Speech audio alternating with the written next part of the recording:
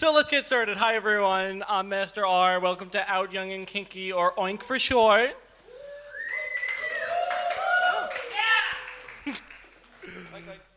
We're, Oink, oink. we're your kink resource for those entering the community.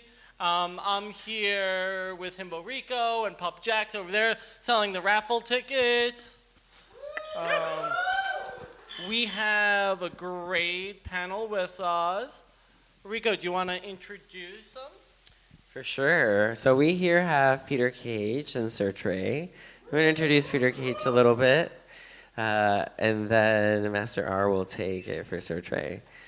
So Peter Cage is definitely a very prominent artist, filmmaker, and kink organizer who a lot of us know. He lives in Brooklyn, New York. Was born in Boston in 44. Boo. Actually, 1984. I just can't read.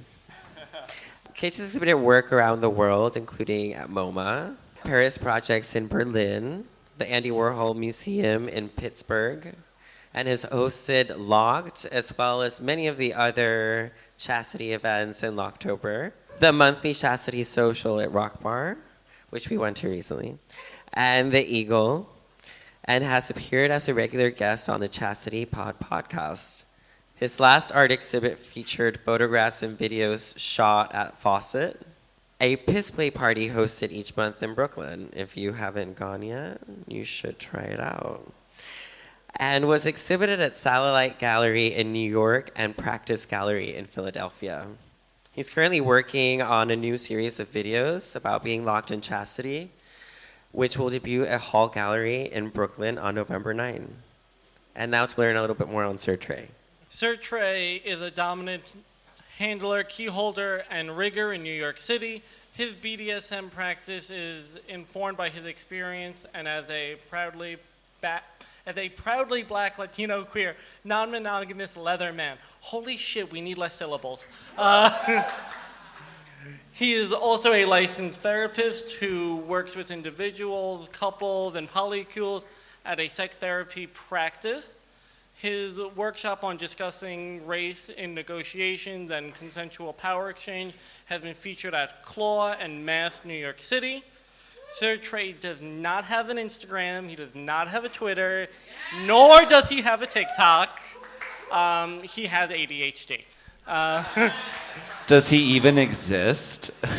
But you Evidently can not. find him on Recon at Sir Trey, all one word, or at Telegram at Sir_Trey. And I am me. I'm the most undereducated person on that panel. I'm the only one on that panel who doesn't have a degree in anything. I don't like that. Yeah.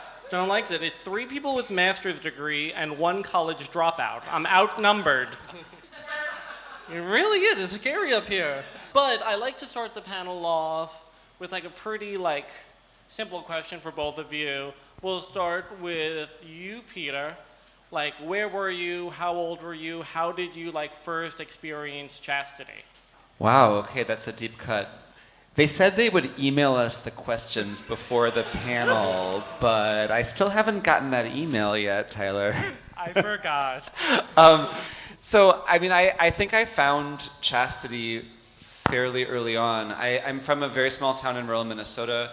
My father was either nice enough or stupid enough to help me build a computer when I was 15 and put it in a room in the basement with a locking door. Not quite sure what the game plan was, but pretty early on I discovered that I was a faggot, and I discovered that I was very kinky, and chastity became a real hook for me.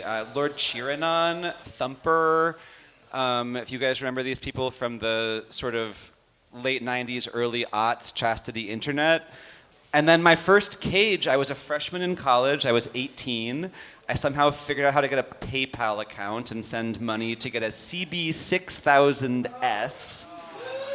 And I remember the first time that it came in the mail, I was so excited to get this thing. I mean, I had been fantasizing about this for literally years online.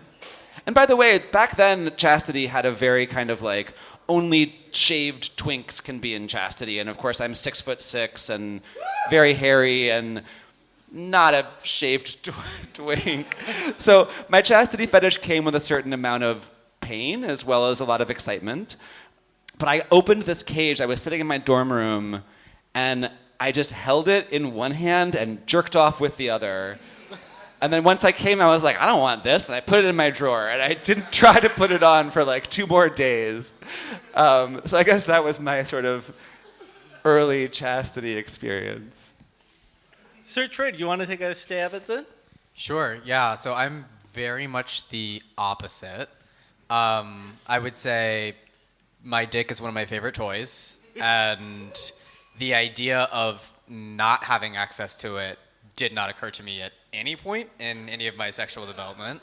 So I was well into all my sexual relationships, my practice of kink before I even encountered chastity. And when I first was introduced to it, it was not something that resonated for me in any way. My puppy, who is here, was the one who introduced me to it because they had been thinking about it for a decade.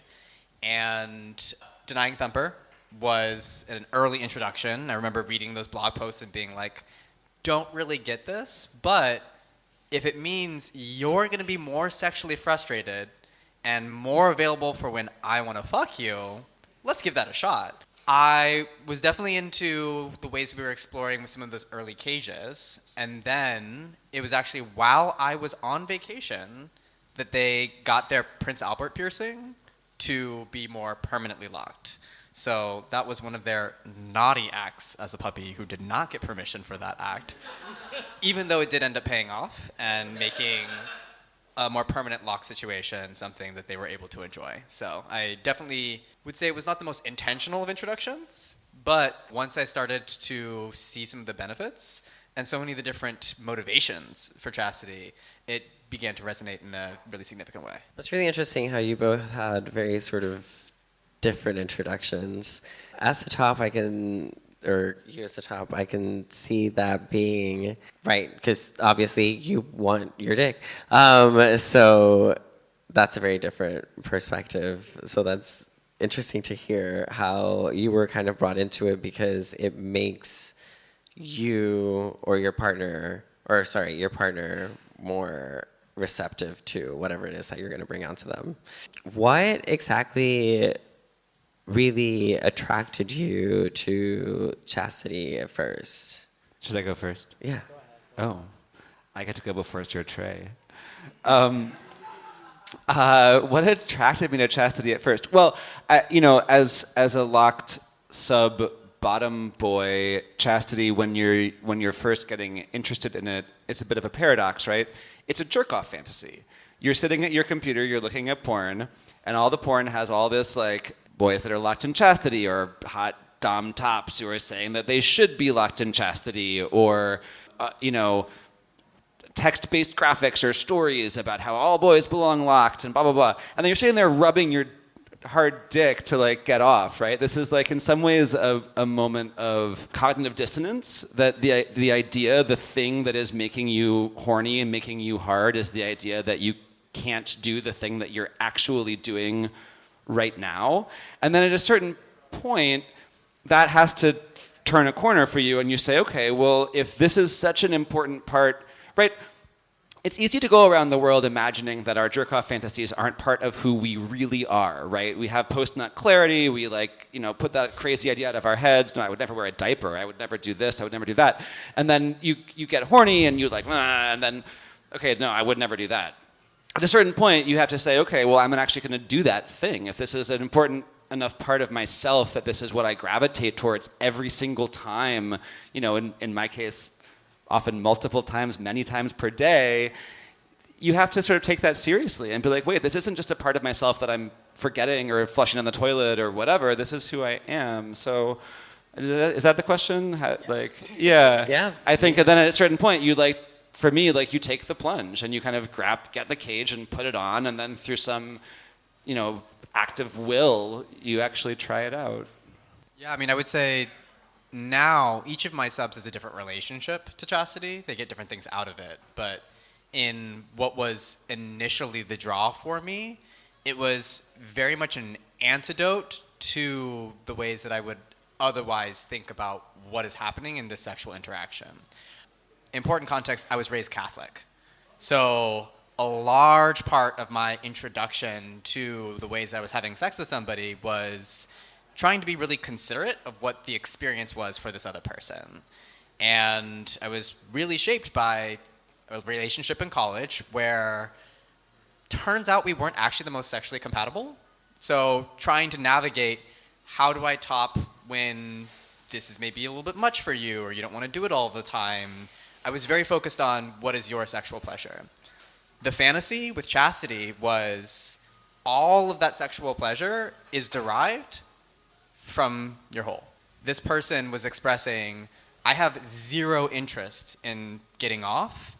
The only purpose that I want to serve here is to be of use for your sexual pleasure. And as a dominant, that was everything I wanted to hear. So to have this sub express that the form for that submission to take was by physically making it the case that they are not at all engaging with their own sexual pleasure through this form. And instead, they're just a hole, literally. That was pretty fucking hot. So, Peter, this question, like, specifically for you. So, like, we've now, like, got the boys. They've got the little, like, voice in the back of their head going, put your dick in a cage, do it now, you're never going to be able to jerk off again.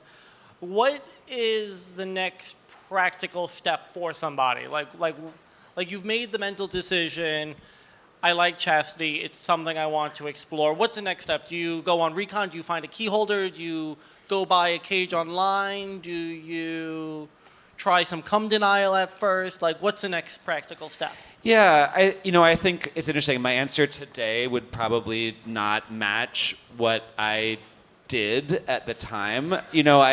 When I was young, I was deeply insecure, and I felt very ashamed. I mean, I say this at my parties sometimes, but the idea that I could be in a room with a single other person who would share my kink was like almost unimaginable to me when I was younger. I mean, I got into this when I was 18. I'm 40. That's 22 years ago that I've been into this kink. So at that point, there was not a big presence on the internet. The cages were garbage pieces of plastic that were full of rough edges and weird dangly locks and a billion moving pieces, and no one had there was no practical resource to go to. So I felt so lonely about it that for me the step was like to gain the confidence to just tell anyone that this existed, right? That was my game plan, was like, just work on yourself, Peter. And, it worked. I think now what I would say is the challenge. There's an existing culture around this, right? There's a lot of hot people who are engaged and interested in this kink from a whole variety of perspectives, and we'll cover some of them later. Perspectives that don't even line up exactly with like, dom top and like locked sub bottom, like. So now the thing that you want to do is, you want to work on getting a cage that fits you right, and that you want to learn the practicality of wearing the cage and get used to sleeping in the cage, or wearing the cage to work, wearing it in public, wearing it around your family, wearing it around your friends. You want to slowly come out to some of your closest friends, right? Because if this is actually going to be a huge part of your life, you're going to need some community and some sisters who can support you and whatever. And then you're going to want to try to get laid wearing your cage. And those experiences actually take about the same things that it takes to get laid when you're just starting off in any other way. You got to have some hot selfies and the apps, and you got to sort of do the thing. I guess that's what I would say. And just, so you said you've been into chastity for 22 years. That is not to say you have been locked in chastity for 22 years. No, sir. No, right? You take breaks, you relax, I don't know what you do in your free time, Peter. You know what I do in my free time. I think another part of that is getting your head around the ways that your fantasies are going to interact with your reality, right? Like, how many times have I jerked off to the idea of being permanently locked in chastity and never allowed to have another orgasm ever again? Like 1,000 billion quadrillion times, right? That's like the hottest thing in the world. But That's also not how I have chosen to live my life. Some people do live their lives that way. It's very intense. I think, for me, there are moments in my life when I've had dynamics that have kept me locked for a very, very long time. My partner is in the room. When we first got together, he was my key holder. He kept me locked once for 6 months and 4 days from New Year's Eve to July 4th. Fucking incredible and super, super hot. It's actually not the kind of lockup I aspire to right now. I really enjoy the rhythms of chastity. I really enjoy spending a weekend out of chastity, gooning like crazy, having 15 orgasms in a weekend, and then locking up for 2 weeks and watching my body like miss what it just experienced. I also, personally, I love having orgasms in my chastity cage. One of the best ways to spend a Sunday afternoon is like a nice wet diaper and a locked clit and a vibe wand, just like gooning out load after load at my computer. Like that's a great way to spend an afternoon. So again, there's a ton of ways to use this kink. Orgasm denial and wearing a chastity cage can be practiced together. They can each be practiced individually in a whole variety of ways. And so for me, I actually really enjoy turning all those different dials in different dynamics and different relationships, different contexts. I think different DOMs respond to different kinds of energy in that way, and I'm not verse, but I'm very versatile in many ways. And so I like exploring all of that. That's very interesting to hear that you go from, or that you were able to go from like long-term chastity to sort of just going with the flow of kind of how you feel at the moment.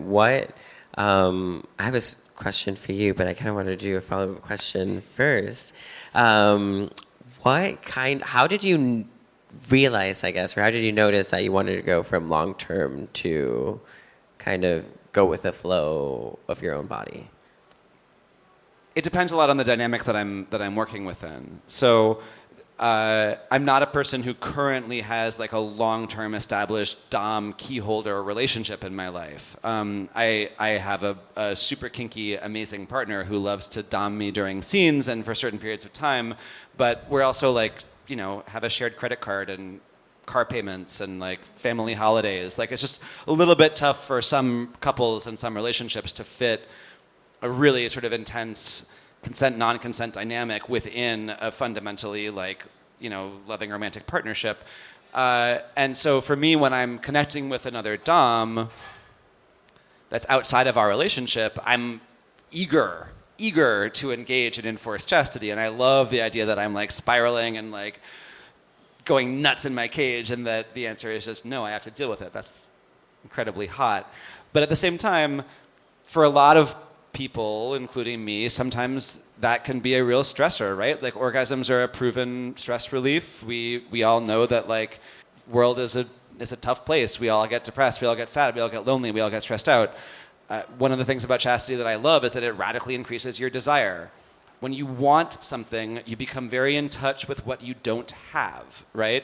So if you really are longing for something, you really want that key holder, you want that kink positive boyfriend, you want that gangbang, you want that fist up your butt, but you don't have it, being locked makes that more painful. And sometimes that pain can be overwhelming. You gotta go to school, you gotta go to work, you gotta take care of your business. And finding where that line lies for you and what the balance is between the fantasy of like ultimate, like, my ultimate fantasies, right, are like cut off my limbs and lock me in a cell and fuck me all day long, whatever. It's like super extreme, crazy stuff that I would never do.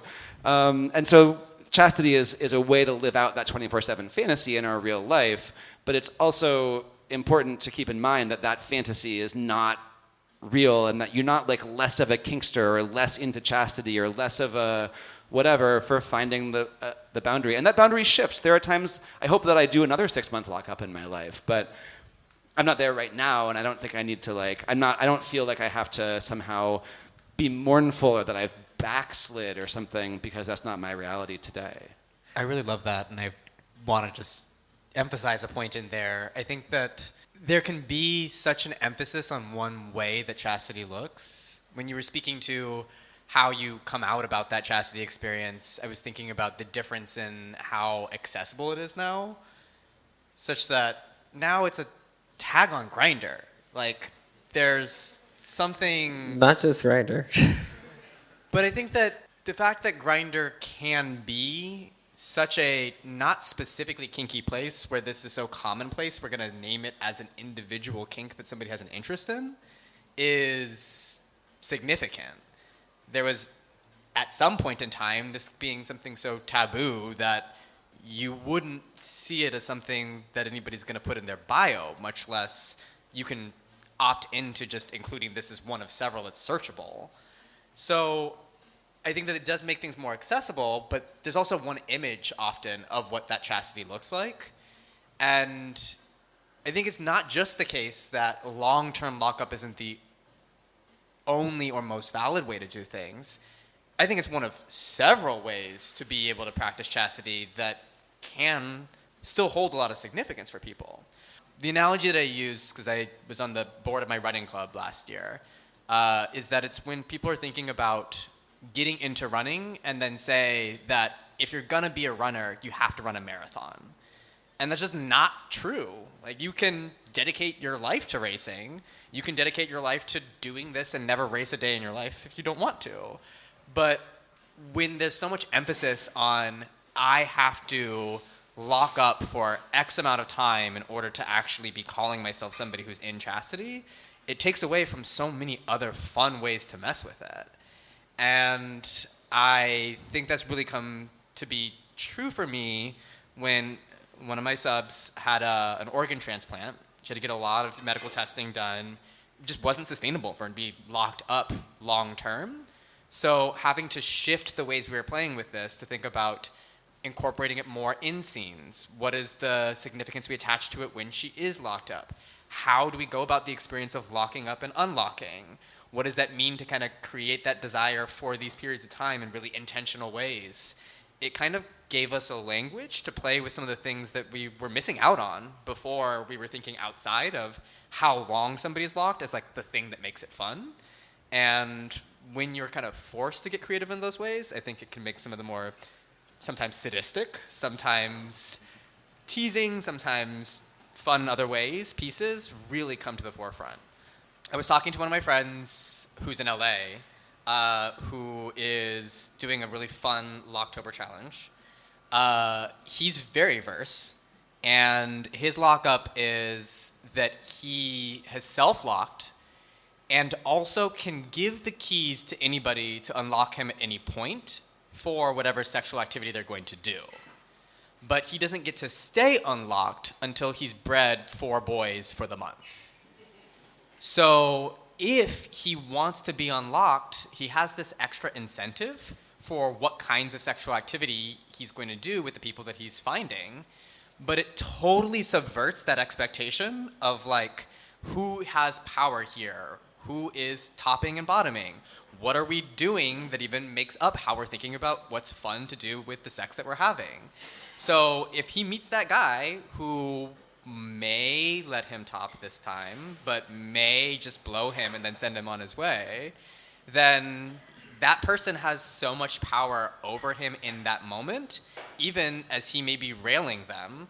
And it really kind of fucks with those assumptions we make about what it means to be locked and who gets to hold power in that situation.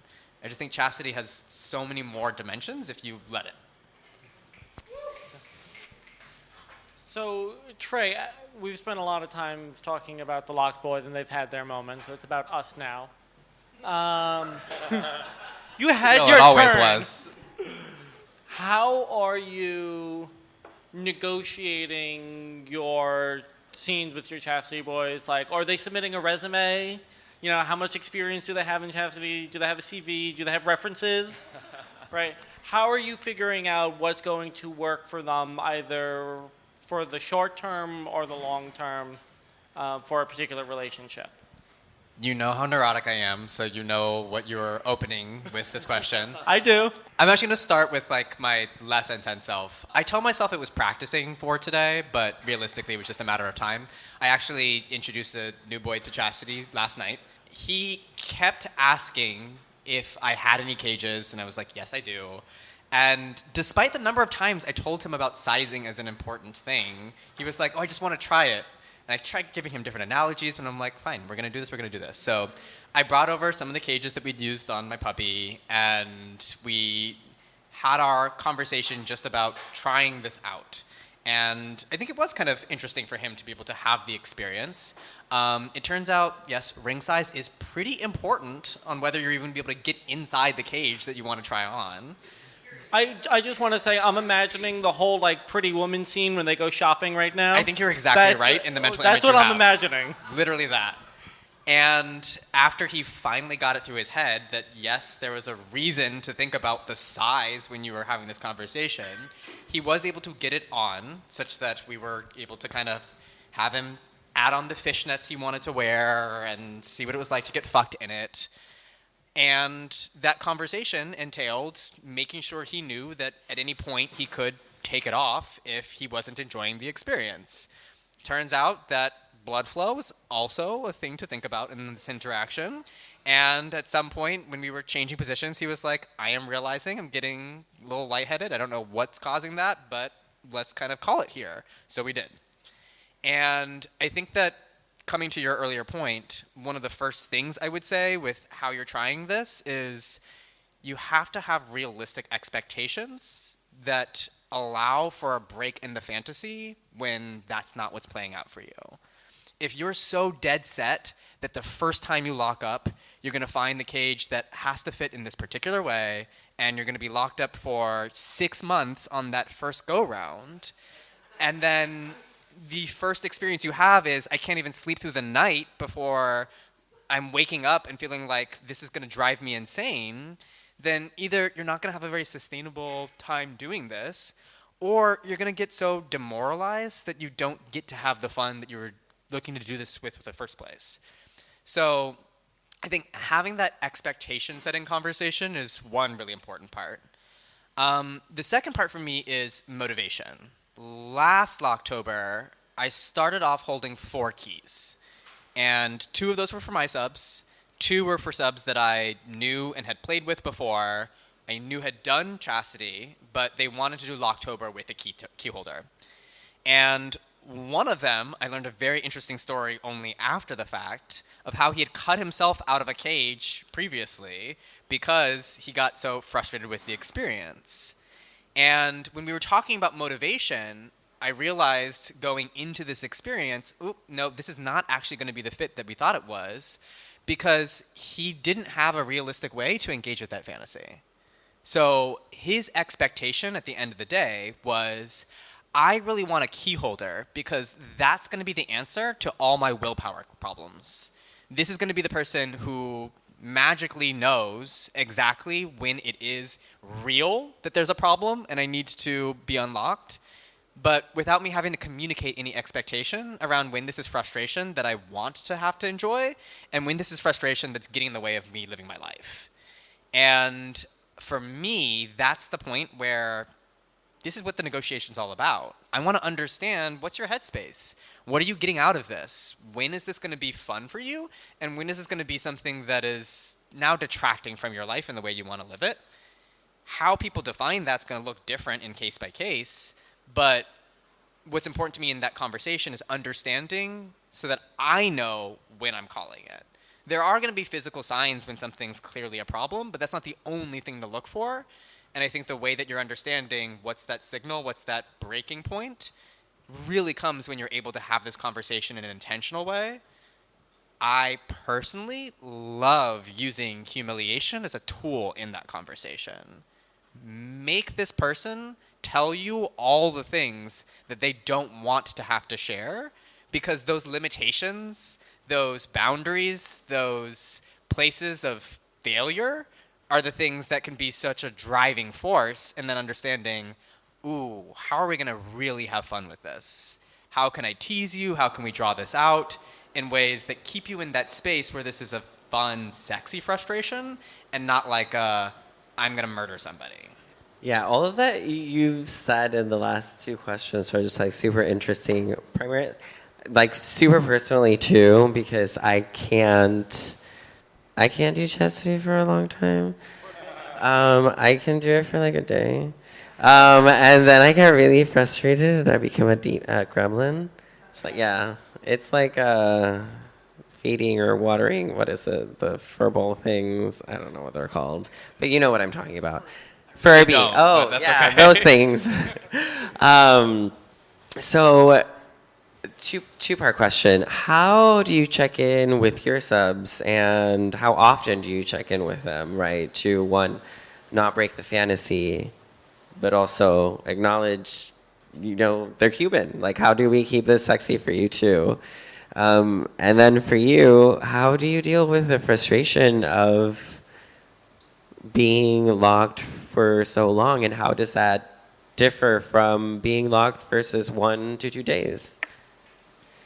Yeah, I think for me and for lots of folks on the locked side of this dynamic, it depends a lot on if you're doing it for yourself or if you're doing it as part of a dynamic or a relationship or a conversation, right? Like, no one wants to lie to a partner of theirs. No one wants to cheat on a contract or an agreement that we've made. Although at the same time, in chastity, sometimes the failure can be part of the fun, right? That like sometimes you like slip up or something, I couldn't help myself. I was unlocked in the shower to shave and I just was holding it under the water, sir, and it felt so good, sir, and I couldn't stop it. And then suddenly it was squirting everywhere. Right, we've all not we've all, but I think that's probably a familiar situation or a familiar voice for some people in this room. And certainly those are experiences I've had a few times. In relationships that are strong or in dynamics that are healthy, you can get punished and reinforced, and maybe it's like a real violation of real trust, or maybe it's like a sort of playful, you naughty boy, now it's time to get spanked. In either way, if that's a healthy dynamic, that's a recoverable snafu, right? That's a thing that you can sort of recover from and learn from and pick up the pieces from. If you have a dynamic that's unhealthy, right, where there's a real difference in communication or a real mismatch in expectations, as a locked boy, if I have found that I've cheated on chastity and then I don't immediately want to tell my key holder that I did that, that to me is kind of an indication that maybe there's a problem in the relationship or a problem in the dynamic, that there's an agreement that I've made that I now broke, and then it's up to me to sort of come clean about that and integrate that back into the truth of. I don't think that sub-dom play really works, at least for me, unless it has an element of truth to it. It has to be true. And so, even though a lot of what we say is hyperbolic and based in fantasy, right? Oh, I'm a pathetic faggot. I'm not a pathetic faggot. I'm a smart person. But I'm a pathetic faggot too. I'm smart enough to know that. So I think that those moments of failure can lead to two directions, right? They can lead to a really hot scene and a really great moment of healing and connection, or they can actually be a signal that there's something wrong with the dynamic, which is maybe repairable or maybe not. When I'm on my own, it's a lot, in some ways, more straightforward, and in some ways it's a lot more disappointing, because then it's just like, oh, well, I was going to be locked for 2 weeks, but I guess that was only 2 days. Well, I gotta go to work now. It's like there's not like a great sense of resolution to that situation other than just like pick up the pieces and try again, Yeah, I guess that's what I would say. Yeah, so I think that like the part where I definitely am going to build off on is that there's going to be a difference depending on what the dynamic looks like and what works for the people who are in it. One of the puppies that I had locked up for Locktober last year, doesn't wear my collar, but was fun to be a key holder for, is also in relationship with another person. They wanted to make sure that the way we were having that conversation allowed for this not to interrupt that dynamic. And that added a kind of fun challenge. So what we ended up doing was getting a lockbox where I was sharing the code with this puppy's other person who was using them. And if that meant they wanted to use their puppy to top them, and that meant having to unlock them, then they had the opportunity to do that. What I think kept it in the realm of we can still have this be safe and healthy communication was that puppy was very forthcoming about wanting to tell me this is the context for how things are playing out, so that if I'm teasing them, I know whether I'm teasing them about not having come in 7 hours or not having come in 7 days. And it gives me then the ability to understand what's the significance for the thing I want to do to you. For my princess, because we have that kind of more frequently unlocking thing, and because she's very switchy herself, there's a lot more of this expectation that you're going to communicate to me the things I need to know for the experience I'm creating for you. So she has her own lockbox and will message me if I need to give her the code because she has unexpected testing that she has to do that day. And the fun part is she's somebody who likes to fail.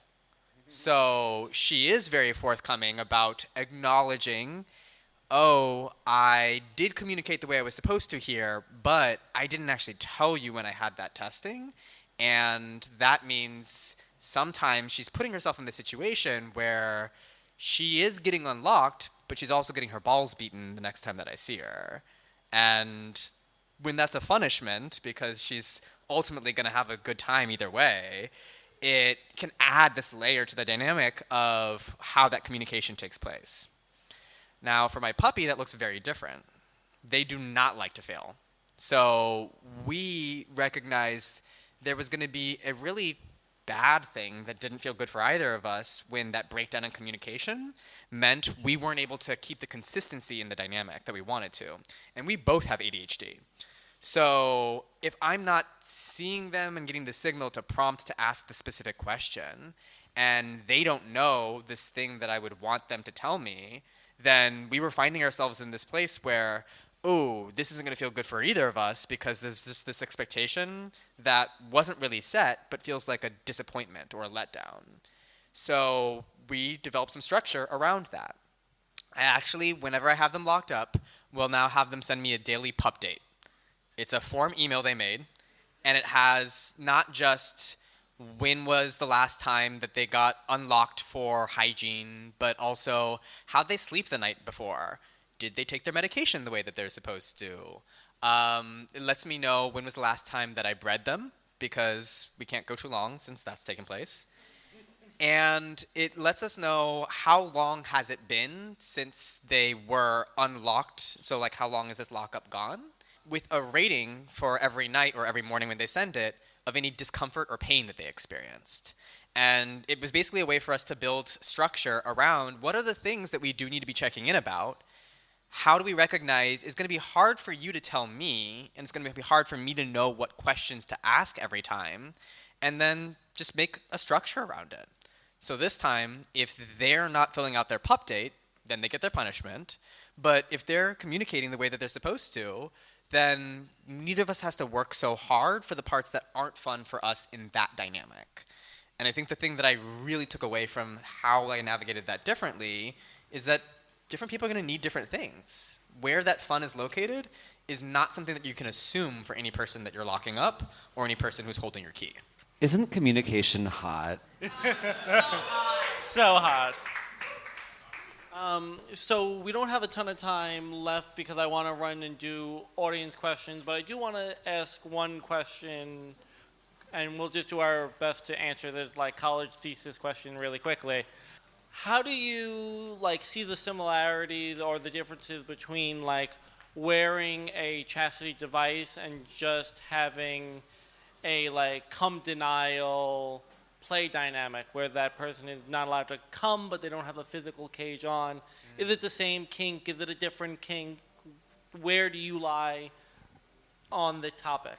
I think for me, like many locked submissives, the fantasy is there is a device on my genitals that is preventing me, no matter how much I want to have an orgasm, I am unable to achieve orgasm.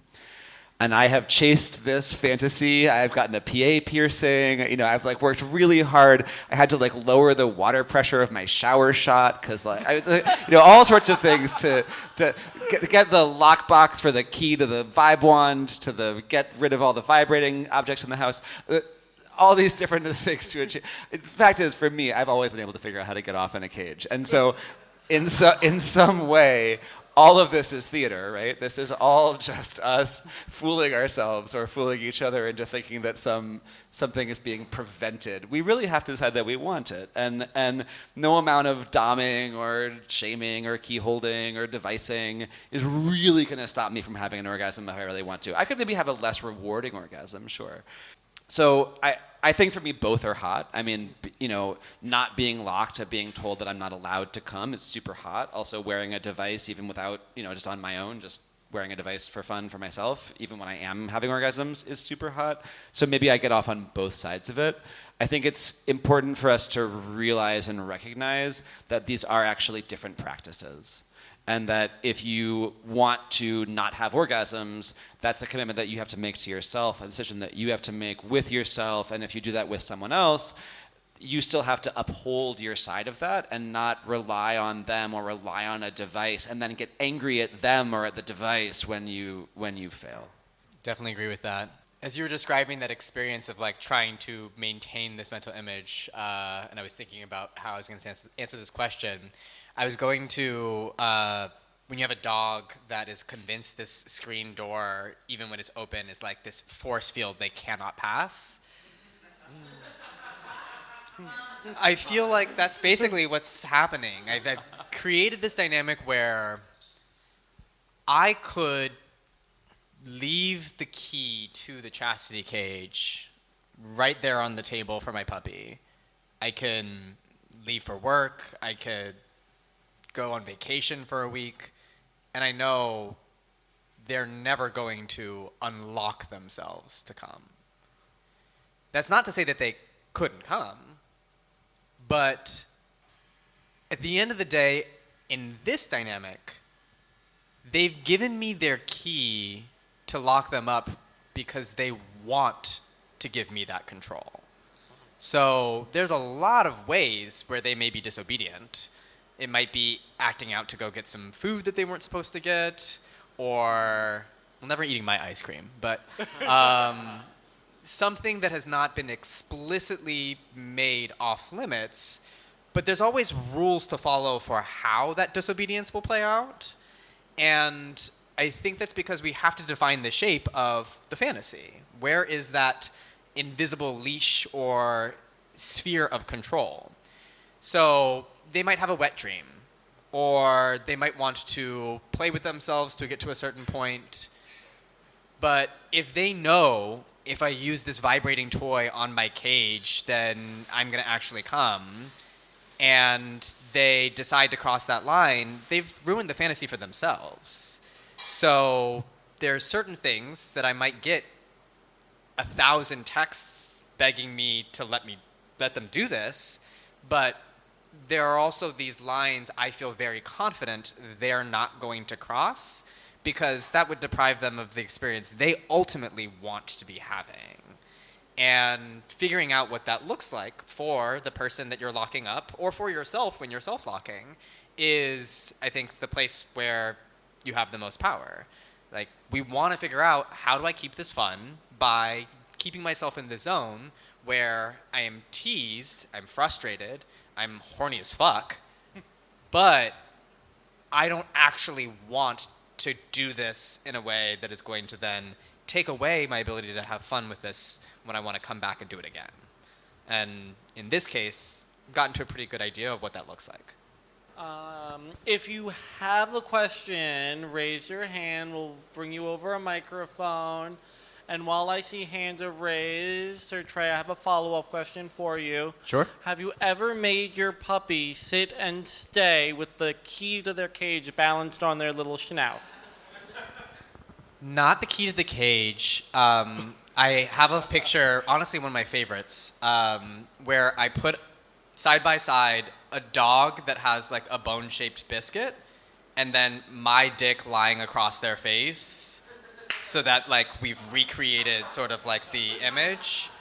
So there was a little bit of like a trained to balance and kind of maintain this posture before they're allowed to actually go after what they want, but not with the key. So thank you for the idea. Either way is super hot. Okay, audience questions, raise them high. So this is kind of a two-part question. First part is for Sir Trey. Do you or have you navigated relationships with people who are long distance that you hold a key for? And then for Peter Cage. Well, I know Peter Cage. Hi. How have you navigated, if you have had navigated, like giving your key to somebody long distance? Like, what do those dynamics look like? How have you navigated them? And then what have you learned from them? I think it's an excellent question. Short answer is yes, I have, and it's looked a couple different ways. I have played a role that I will say is less key holding and more guidance or kind of like motivational for subs who were self-locking, didn't have somebody in their area. It's not something that I really enjoy in the same ways anymore because I think that it is really hard to do in a way that I feel good about. But I think that it is, with people who I have enough investment in, an expenditure of emotional energy in both directions that can still feel good. So I think that that's often been encouragement, teasing in appropriate ways, but I don't feel good about maintaining that actual responsibility if there isn't a way to unlock them when I recognize that that's going to be necessary. In places where I've actually held key and there has been distance, it's been with somebody who I was already in a dynamic, and for medical reasons, she had to go to Georgia. So we were trying to figure out what does it look like for me to maintain this role, which at that point had become quite grounding for her.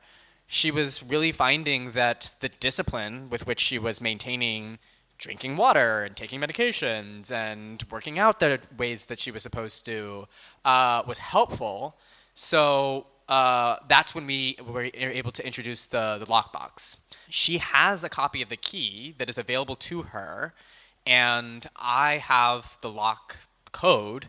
And if she has to unlock and then wants to relock, what we will do is over like a Zoom or something, with the key in there, lock facing me, randomize the code. I write down what it is. She mixes it up again, and then it is once again outside of her immediate access so that I have the code again, but she can always get it if there's something that comes up where she needs to be able to access it. Even in times when I've traveled, my puppy knows where the key is kept in my apartment. They have keys to my place. I feel very confident they would never go in without my explicit permission. But if something as an emergency came up where they needed to get access to it, it's just a text away and they can retrieve it as soon as they need to. Yeah, I think online play can be incredible. Like long distance online play can be incredibly fun, and I've had a lot of incredibly hot dynamics. I loved, following rules, protocols, obeying tasks, sending check-ins, all the sort of sexting and the pictures and the videos and the Skype calls and all that stuff. I do think that to be locked in chastity beyond a certain limit, for me it's like about 2 weeks. I really need someone to sort of be there holding my hand and guiding me through it. And so a lot of pretty consistent communication, pretty consistent rules and tasks and whatever are important. At the same time, for me, if I am told that I'm sleeping in the dog crate for the night, and then suddenly it's like 4 nights in a row and I'm in this dog crate, and then that person is far away, and I'm like, wait, where's my aftercare? Where's my human touch? Where's my dick in my butt that I need to stay cool with this? It can lead to bitterness or resentfulness or something. So for me, the long distance dynamics that have been really successful have had a healthy dose of sort of activation, but also my friend Andy, who was my key holder for years before I met Brandon, is based in the UK, and he would be like, this weekend you have to take at least 3 dicks. And his task would be to get me out into the world, having actual human sex, not your task is to fuck yourself with a dildo and sleep in a harness and a pair of handcuffs, because when you're just by yourself all the time and you're sort of essentially doing solo play but documenting it for someone else, that's not, at least for most people, and certainly for me, a sustainable way of engaging in a key holding dynamic. So I think the things to balance are consistent activation and engagement, while also focusing on the real world and what you might be missing from a long distance dynamic. I think that's really important, and it sparks something that I do want to add on or say. I think that there's a consistent theme around what is called for, whether this is somebody who is framing their chastity as something that they are doing to protect a valued asset, or as something that is being deemed worthless and they're really into degradation. The expectation I think a lot of people have is that this is going to be messed up if you say the other thing is true, which might take somebody out of it. But I think there's a lot more harm to be done with just not acknowledging it all. Neglect is so much more poisonous to that trust in the dynamic than to say something that isn't the way they're thinking about their chastity.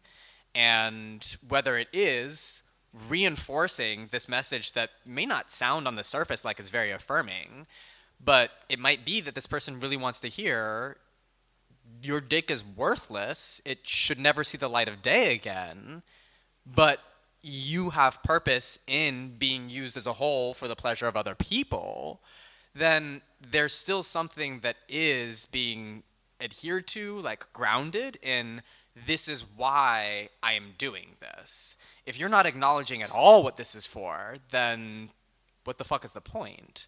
So I think it's important that people not assume, oh, it's okay to just let this person be motivated by whatever is going on.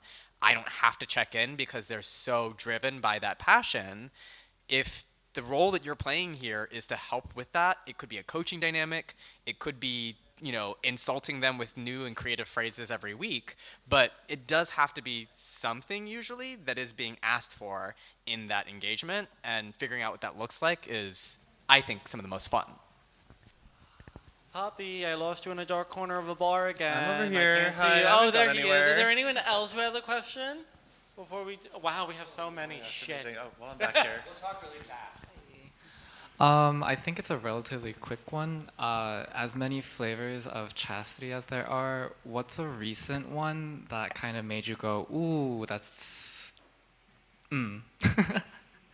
Wait, it can't parse the isn't like a good thing or a bad thing? Like, are we horror stories or? Sorry, in like a unexpected turn on that you haven't seen before. Many flavors of chastity as an unexpected turn on. I think the dynamic that I keep coming back to is this idea of a dominant top locking their own dick in chastity, almost like a parent locking in the cookie jar and making me sort of beg and plead and perform all these tasks and then only when I'm very, very good and I've really earned it do they let me, like, and then they hand me the key and I get to unlock them and then suck them until they get hard and they plow me and it's like really, really nice, and then the cookies get put away. That's mine. I think that's, going back to my friend in LA, I think that there's something that taps into that imagery that I think is really fun and creative. Not for me, but I can see the appeal. I think, it's not so much new, but I think I have been enjoying it in a new way. One of my first kinks, I realized before I even recognized what chastity was definitely cuckolding. It is also one of the hardest for me to negotiate because I'm literally a couples therapist, so I'm like, I need to know that y'all have fucking talked this shit through before I am coming in as a bull to fuck your shit up. But when it works, it is so fucking hot.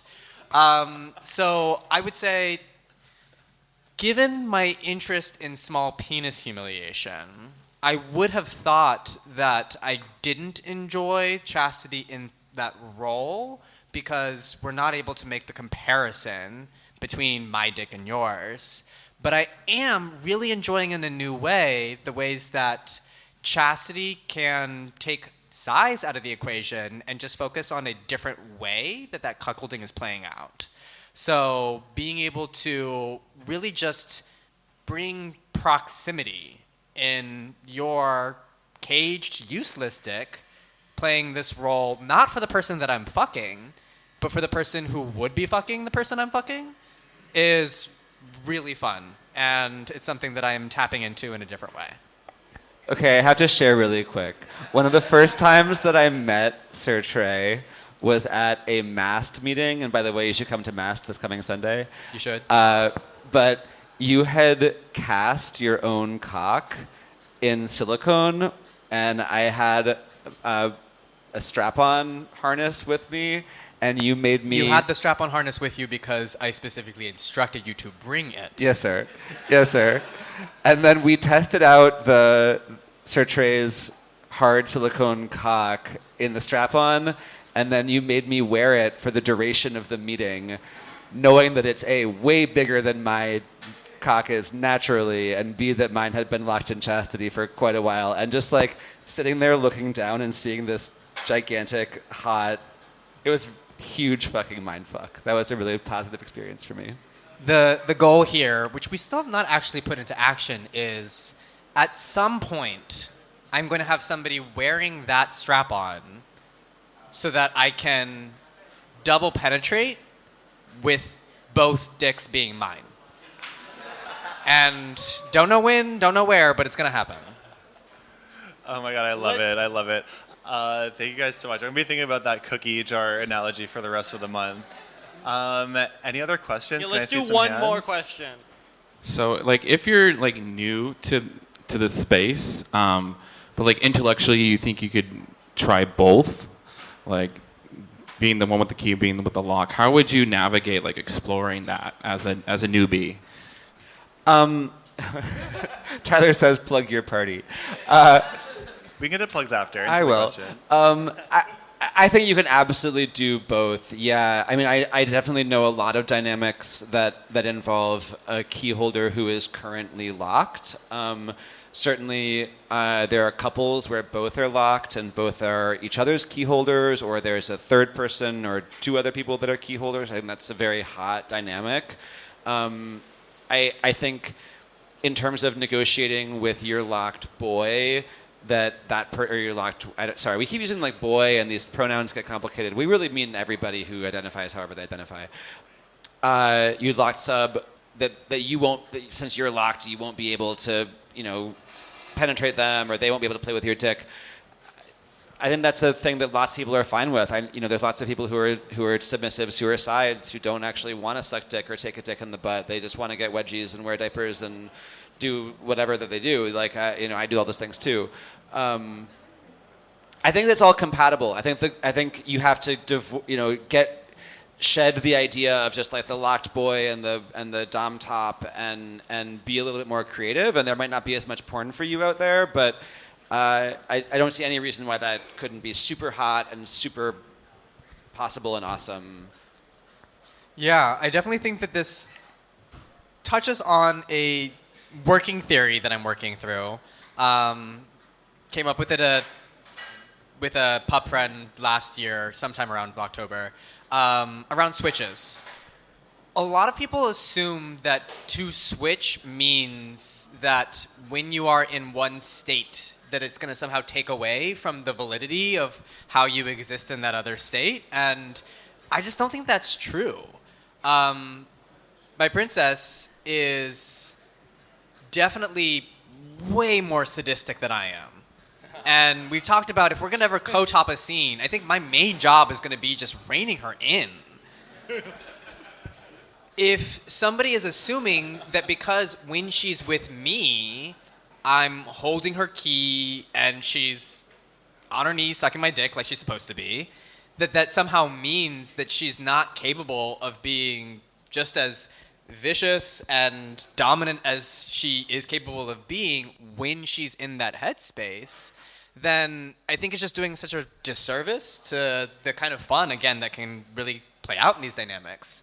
So part of why I come back to that idea that like a long-term lockup isn't the only thing, it takes away from the ways that you can have a lot of fun with this when you are in the cage, and that could play out when you're not, but it could also be the case that you're still in the cage when you are inhabiting that much more dominant mind headspace.